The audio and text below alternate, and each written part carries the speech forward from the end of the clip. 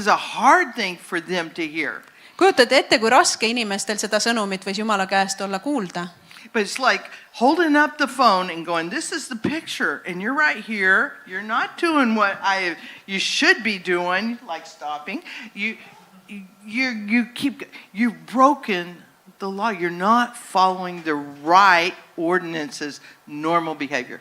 Okay. Ja see on nagu selle pildi üles tõstmine, näitamine, näed, sina oled siin ja sa ei tee seda, mida sa peaksid, nagu seisma jäämine. Sa lähed ja teed seda, mida ei peaks, sa ei järgi Jumala määruseid. Ei käitu nii, kuidas oleks ootuspärane ja õige. Yeah.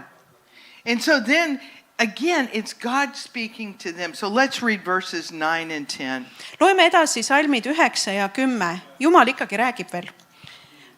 Olge needusega neetud, et kogu rahvas mind röövite. Tooge kõik kümnis täies mõõdus vara aita, et mu kojas oleks toitu ja proovige mind ometi sellega, ütleb vägede issand. Tõesti, ma avan teile taevaluugid ja kallan teile õnnistust küllastuseni. I want you to notice there's some words here that actually talk about the church.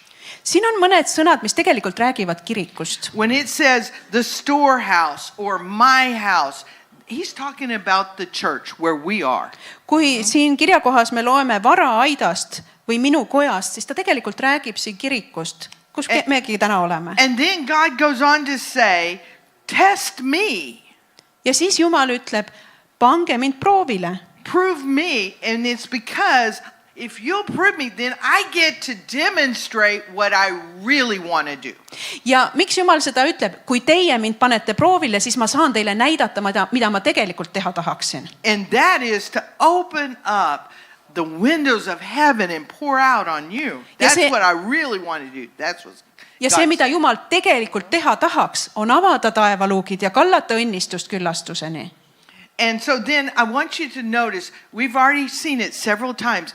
It's God speaking here. It's the Lord of hosts is speaking. God is speaking these things to us. Me juba oleme seda maininud. Kõiki neid asju, mida me praegu loeme, räägib Jumal. Vägede issand ütleb kõiki neid asju meile. Now we're going to go to verse 11 and 12. Vaatame nüüd salme 11 ja 12. Ja ma sõitlen teie pärast rohutirtse, et neid ei hävitaks teie põlluvilja ja et teie viinapuu väljal ei jääks viljatuks, ütleb vägede issand. Siis kiidavad teid õndsaks kõik rahvad, sest te saate ihaldatud maaks, ütleb vägede issand. So I'm going to just summarize this for you. He's telling them, you've gone away from the normal principles of behavior that I've laid out for you. Ma võtaksin kokku, mida siin Jumal siis ütleb. Te olete läinud eemale nendest normaalsetest, tavalistest põhimõtetest, mis peaksid olema osa teie elust. And tithing is a part of that normal behavior that he has for us. Ja kümnis on osa sellest normaalsest elust, mis Jumalal meie jaoks on. It's an avenue, a way for us to give thanks to God. Sest see on üks moodus, kuidas me saame tuua tänu Jumalale. It's a part where we can actually work out selfishness out of our heart. Selle kaudu on meil võimalik oma südamest isekust välja juurida. When we're giving, we're working selfishness out of our heart. Kui meie anname, siis me juurime isekust enda seest välja. And then tithing gives us the opportunity to demonstrate we trust God. Ja kümnise maksmine annab meile võimaluse demonstreerida, et me usaldame tegelikult ka Jumalat. But he says, because you've gone away from my the normal principles of behavior, because you've done that. Ja siin Jumal ütleb, kuna te olete pöördunud ära nendest normaalse elu põhimõtetest. There's a curse. On teie peale tulnud needus. Now what's that about? What's this cursing thing? That curse sounds like a really hard word too, doesn't it? Ka needus tundub väga raske sõna olevat, nii et millest Jumal siin siis räägib? But maybe I can say it in a little different way. When we go away from the normal principles, there's consequences. Võib-olla ma võiksin seda lihtsamini ümber sõnastada nii, et kui meie eemaldume Jumala normaalse eluviisi põhimõtetest, siis sellel on tagajärjed. When I ran through the red light, there was a consequence for that behavior. Kui mina sealt punase tulega üle ristmiku sõitsin, siis sellel käitumisel olid omad tagajärjed. There was a fine, there was a penalty for me. ma pidin trahvi maksma. And when we step away from God's normal pattern of behavior, there are consequences to us, to our lives. Ja kui meie astume eemale nendest normaalse elu põhimõtetest, mis Jumal meile on andnud, siis sellel on ka tagajärjed meie elu jaoks. There's a devourer, there's one there's a destruction. But if we will follow God's way, God will rebuke that. Selle tagajärjeks on, et seda, mis meil on, tahetakse neelata, aga kui me järgime Jumala teid, siis Jumal takistab seda. God can pour out his blessing if we'll follow his ways. Kui meie järgime Jumala teid, siis Jumal valab välja oma õnnistusi. You may be saying, well, Chrissy, but everything belongs to God. So really, is it necessary for me to give back part of it to him if he's going to have to give it back to me anyway? Ja võib-olla sa ütled, et aga kui kõik niikuinii kuulub Jumalale, siis miks pärast ma seda ühte osa Jumalale pean andma selleks, et ta pärast niikuinii selle mulle tagasi annab? I know we've done not a business deal, but kind of like a business deal. Me ei ole küll päris nagu äritehingut teinud, aga no peaaegu. As Dustin and Aaron have moved here, we've paid for some things and they've paid for some things. Nüüd, kui Dustin ja Erin on oma perega siia kolinud, siis mõnede asjade eest on nemad maksnud, mõnede asjade eest oleme meie maksnud. And so instead of us paying him back for some things, he made a spreadsheet. Ja selle asemel, et meie nüüd annaksime tagasi raha Dustini ja Erini perele, me tegime tabeli. And he's deducting when we pay for certain things that he's deducting and then it's a spreadsheet. Ja selle tabeli alusel me arvestame, et kes kus kui palju maksnud on. What I want you to understand is when we give to God, it's not a business deal. We're not in the business deal. Aga ma tahaksin, et me mõistaksime, et kui me anname Jumalale, siis ei ole tegu äritehinguga. And just for that reason, we can't give and go, okay, well, I gave now, he has to give back. No, that's not the way it works. Me ei saa mõelda nii, et nüüd mina Jumalale andsin, nüüd tema peab mulle nii palju tagasi andma. See ei toimi nii. It's our heart. Küsimus It's all about on, our heart and our faith towards him, walking in faith and obedience to him. Küsimus on meie südames ja meie usalduses ja selles, et me oleme oma elus sõnakuulelikud So Jumalale. there's three points I'm going to give you today. Nii et mul on 3 punkti, mida ma tahaksin teiega jagada tänases sõnumis. The first is tithing is a test. Esiteks, kümnise maksmine on proovile panemine. It tests our heart. Will I trust God? See paneb proovile meie enda südame, et kas ma usaldan Jumalat. God has already said that he reserves 10% for himself. Jumal on juba öelnud, et 10% on ta broneerinud iseendale. We are managers, but he says, okay, I want you to manage this part, 90%. Jumal on pannud meid selle materiaalse nagu haldajaks ja Jumal ütleb meile, et sina nüüd halda seda 90%. And 10% I want you to bring to my house. Ja 10% sellest too minu kotta. It's trusting him and following his ways. Nii et kümnise maksmine on Jumala usaldamine ja tema teedel püsimine. I worked at a fast food restaurant when I was younger. Kui ma noorem olin, siis ma töötasin ühes kiirtoidu söögikohas. And when I started that job, they said these words to us. Ja kui ma sinna tööle läksin, siis meile öeldi niimoodi. All this restaurant belongs to us. Kogu see restoran kuulub meile. Everything you see in this restaurant, all the tables, the chairs and the food, all belongs to the company. Nii et kõik, mida te siin näete, toolid, lauad, toit, kõik kuulub meie ettevõttele. And if you make French fries, ja kui sina teed friikartuleid, they belong to the company. Siis need friikartulid on firma omad. And if you see one French fry there and you take one French fry and you eat it, ja sa näed, et üks friikartul on seal kuskil serva peal, sa võtad ja paned selle suhu. That is stealing. Siis sa oled selle And you will varastanud. be fired immediately. Ja sind lastakse kohe lahti. And you know what? There were people that got fired over one French fry. Ja päriselt ka oli inimesi, keda ühe friikartuli pärast lahti lasti. You see, at home, there's nobody gets fired at our house. Nobody gets fired. Meie kodus näiteks kedagi ei lasta lahti. I've got Bob and he wanders through the kitchen and he'll pick up a French fry. He doesn't get fired. Ja mul näiteks kodus on Bob ja ta tuleb, jalutab kööki, võtab friikartuli ja ma ei lase teda lahti. Ta võib võtta küll. But what God's trying to get us to see is this. I'm calling you to be a steward over all. It's all mine. I'm giving it to you. You be a steward over it. Ja Jumal põhimõtteliselt selle materiaalsega, mis ta meie kätte on andnud, ütleb, et ma annan selle sinu kätte ja ma tahan, et sa oleks hea majapidaja What sellele. I'm asking is for you to give 10% over here to me. I reserve, because it's all mine, I reserve 10%. Ja ma for tahan, me. et sellest, mida sina majapidajana haldad, 10% sa annaksid mulle, sest selle ma olen iseendale juba broneerinud. You take that, you're stealing. Ja kui sa seda võtad, siis sa varastad. You see, God's testing our heart. Jumal paneb meie südant proovile. Will we believe what he said? Kas me usume seda, mida ta on That öelnud? 10% is his. Kas me usume, et see 10% on tema oma? And will we be obedient to give it to him? Ja kas me oleme Jumalale kuulekad ja anname selle 10% siis tema kätte? And so really at the end of the day, it's this. It's trying to decide where I'm going to go here. Okay. Yeah, at the end of the day, 10% is really wisdom from God. 10% tegelikult näitab Jumala tarkust. Because it's really fair to every one of us. Sest sellisel juhul on olukord meie kõigi jaoks õiglane. It's 10%. See on 10%. And so your 10% may be more than my 10%. Võib-olla sinu 10% on suurem kui minu 10%.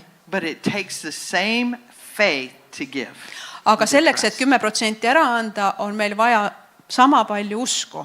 And so that it's wisdom of God. He's given us, he's told us what he expects and how to do that. Nii, et kui Jumal pani paika sellise protsendimäära, siis see näitab Jumala tarkust oma otsuse tegemisel, mida ta meilt ootab. But God isn't just testing us. He's testing, this is a two-way test. Aga kümnise kaudu Jumal ei pane ainult meie enda südameid proovile, see on kahe poolega proovile panek. God says, I'm testing your heart, but you test me. Ühest küljest Jumal ütleb, ma proovin sinu südant läbi, aga teisest küljest sina saad mind proovida läbi. And when we test God, God is able to demonstrate and be great. Ja kui meie Jumalat läbi katsume, siis annab see võimaluse Jumalale näidata oma suurust. Yeah. And so it's a two-way test. And Nii et- when we test him, he always blesses our lives. Nii et see on kahe poolega proovile panek ja kui meie paneme Jumala sellega proovile, siis ta alati toob õnnistuse meie ellu. I want you to know this is biblical. This isn't just some made-up ideas. This is in the Bible. Aga ma tahan teile kinnitada, need ei ole ise välja mõeldud põhimõtted, see kõik on Piiblis kirjas.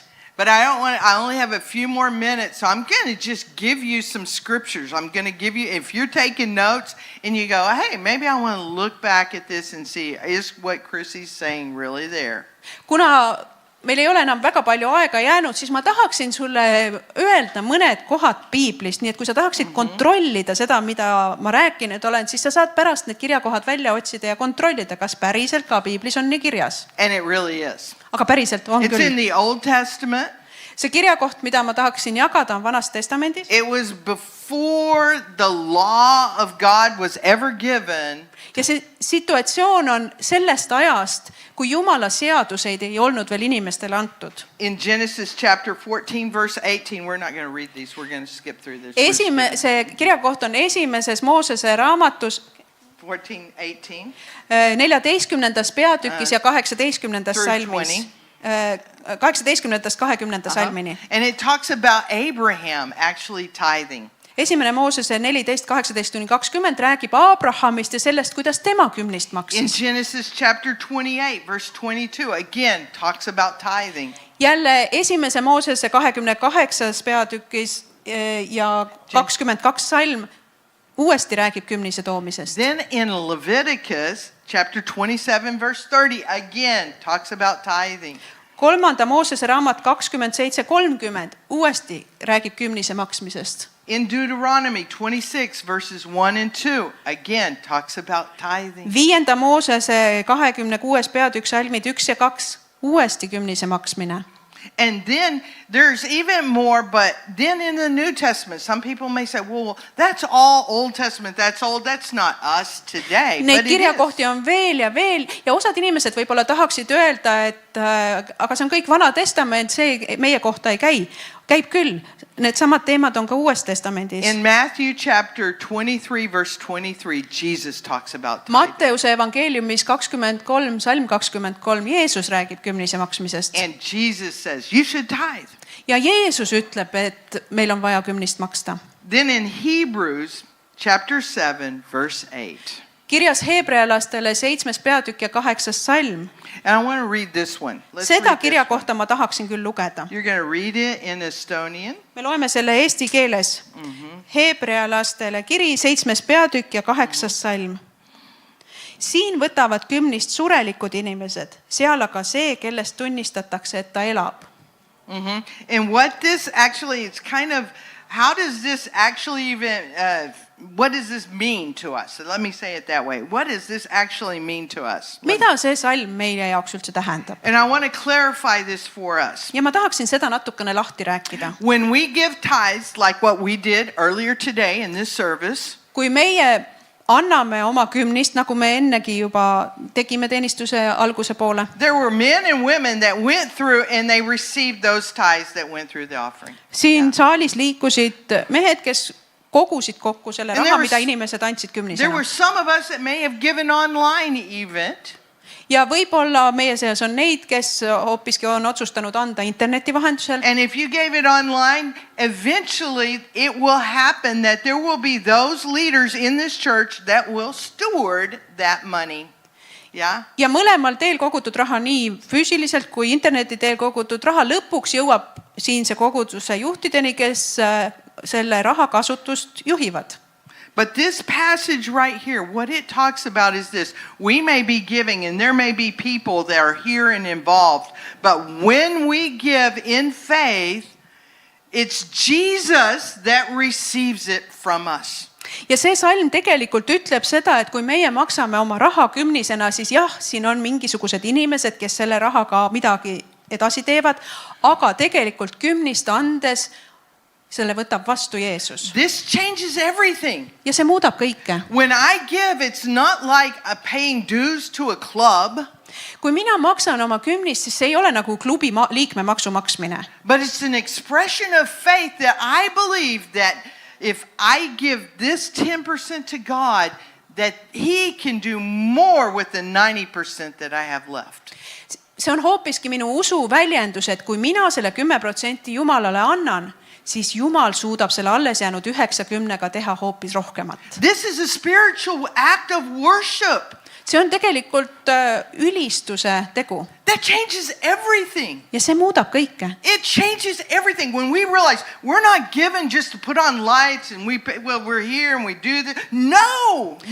Kui me mõistame, et me ei anna raha selleks, et me saaksime pühapäeva hommikul tulesid põlema panna ja ruumi kasutada. Ei. When we give, Jesus receives it. And when He receives it, there's blessing that happens in our life. Kui meie anname, siis Jeesus võtab selle vastu ja tema valab oma õnnistust meie elus. And that's because we're saying, I trust your way, not my way.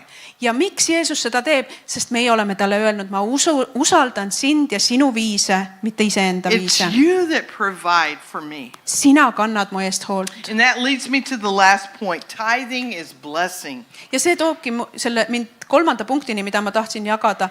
Kümnise maksmine on õnnistus. There's a great story in 2 Chronicles chapter 31. We're not going to read it, but it's a great story.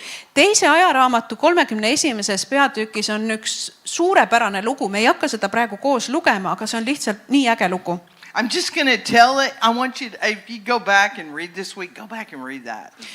Kui te tahate, te võite pärast võtta teise ajaraamatu 31. peatüki lahti ja seda lugeda. Ma lihtsalt jutustan, mis seal juhtus. King Hezekiah is the king there of Israel. Sellel ajal oli Iisraeli rahva kuningas Hiskia. And they find they're going through a bad time. Israel's having a hard time. Ja Iisraeli rahval on parasjagu väga rasked ajad. It would be like recession. Nagu majanduslangus. And King is reading through the scriptures going, man, what's going on here? So he's reading through the scriptures and he sees what's happening. Ja kuningas on murelik sellepärast, mis toimub. Ta loeb Jumala sõna ja ta näeb. He realizes that they were not taking that 10% that God reserved for himself and separating it and giving it. They weren't doing that. ta nägi, et nad ei tee seda, mida Jumal nendelt ootab. Nad ei võta seda 10%, mida Jumal on iseendale nagu broneerinud ja nad ei anna seda Jumalale And because tagasi. they weren't doing that, they were stealing from God. Ja kuna nad ei andnud seda 10% Jumalale tagasi, siis tegelikult nad varastasid Jumala käest. And so he goes back and he goes, okay, we need to make that right. So what we're going to do is right now I'm making a command. Now everyone has to give 10% to the house of God. Ja kuningas otsustas, et nüüd selle asja me peame ära klaarima, anname sellise korralduse, et igaüks peab andma 10% Jumala kojale. And the people were like, okay, we'll do it. We want to do that. We want to do what's right. Ja rahvas ütles, ja küll, me tahame teha nii, kuidas on õige, teeme siis nii. And it was in the spring, and so they gave the first harvest in the spring, they gave 10% all straight to the house of God, the first fruits. Oli kevadine aeg ja rahvas esimesest lõikusest, mida seal maal lõigata saab, kõige esimese 10% viis Jumala kotta. And then the summer comes and now there's another harvest, the second harvest in the fall. Ja suvi möödub, sügisel tuleb uus lõikusaeg. And the people were bringing it all their tithes and they're heaping it up. They're just stacking these heaps of offering. Ja rahvas toob oma teisest lõikusest oma kümnise ja seda pannakse kuhjadesse ja hunnikutesse. And the king and his advisors, they come out and they're looking and they're like, wow, look at these heaps of offering. What? I can't even believe all this is happening. Where did, what? Wow. Ja kuningas koos oma nõunikega tuleb välja ja ta näeb neid suuri hunnikuid ja kuhjasid, mis on toodud ohvritena ja nad on üllatunud nagu kust kohast nii palju nagu And so then the king thought, what if we didn't get that right? What if we put a burden on the people and they gave more than they could give and it was a burden on the people? What if we did that? Ja kuningas läks murelikuks ja mõtles, et aga äkki me tegelikult nüüd midagi tegime valesti, et äkki inimesed on andnud rohkem, kui nad tegelikult suudavad ja jaksavad anda, et võib-olla nad on üle oma jõu andnud. So Hezekiah called the priest over and he goes, hey, what? Did we get this right? Did the people, just 10%, is this too hard for the people? Ja Hiskia siis läks preestrite juurde, küsis, et kas midagi on valesti läinud, kas see on liiga raske inimestele, kas me oleme neile liiga teinud?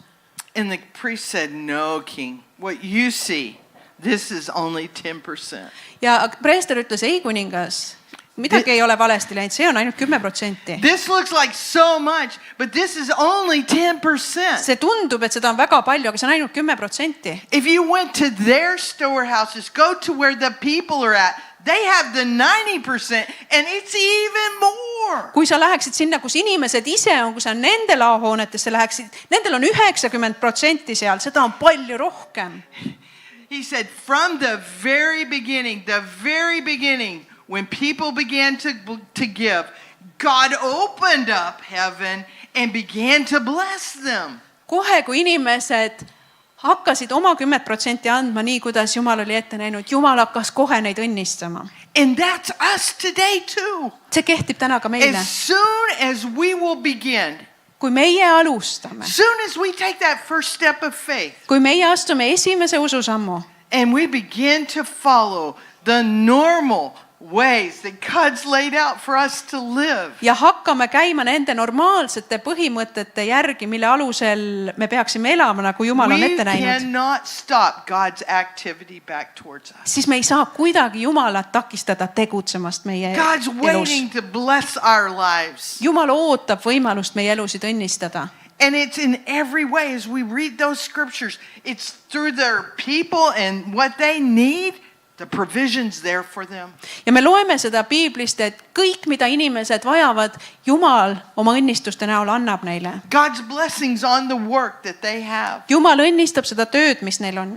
Why? Because when we follow God's ordinances. Miks? Sest kui me järgime Jumala määruseid. And he tests our heart. Ja ta paneb proovile meie südame. And we're generous, we're working out selfishness, we're being generous. Me oleme heldekäelised ja juurime seda isekust enda seest välja.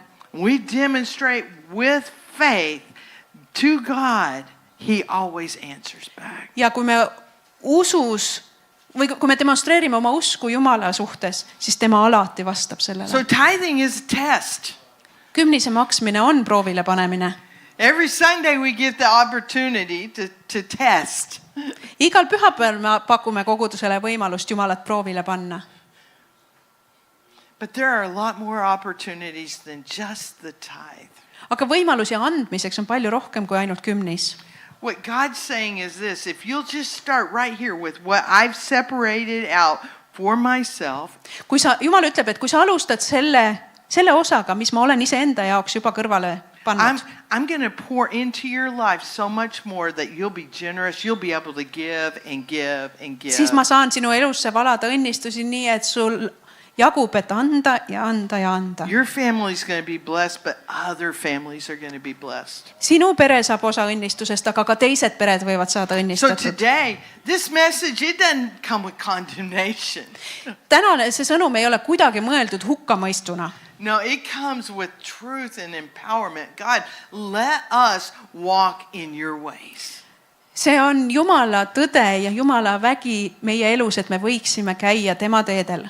That the curse or those consequences of taking what is God's part, they'll be broken. Nii et meie elus oleksid murtud need Jumala oma äravõtmise tagajärjed. So as we come to an end here, I want you to just go ahead and stand up. I'm going to call you to a Nüüd, kui me point lõpule jõuame, ma tahaksin, et me tõuseksime koos. of action. Ja ma tahaksin teid üles kutsuda midagi omalt poolt tegema.